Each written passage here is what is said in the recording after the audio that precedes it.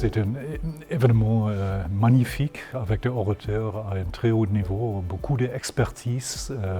Je pensais, c'était clair que la e-santé, c'est une réalité, c'est là aujourd'hui qu'on a nécessité la e-santé, une approche pour garantir le prendre soin des patients dans l'avenir. Je pense que c'était super de voir comment la France a vraiment approché le thème des intelligences artificielles dans le contexte global, avec beaucoup de vision, avec beaucoup d'innovation. Il y a une vraie volonté d'être un global leader dans ce domaine-là.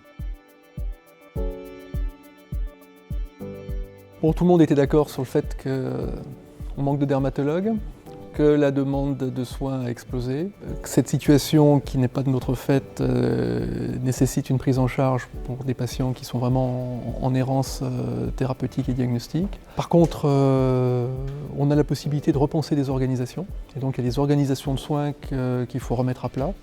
Redéfinir les acteurs, redéfinir les fonctions des différents acteurs. Le défi, ça va être d'articuler une organisation humaine, d'articuler les nouveaux outils d'échange de l'information, se servir de l'IA comme liant et pas oublier qu'il y a un médecin et un malade et qu'il y a donc une relation théoriquement qui est une relation et qui doit être maintenue, qui est une relation donc patient-malade qui est absolument fondamentale. Les outils numériques dotés ou non d'intelligence artificielle, mais ceux en tout cas qui sont dotés d'intelligence artificielle, nous rendent beaucoup de services dans la recherche. On a parlé des jumeaux numériques, on a parlé des cohortes de patients virtuels.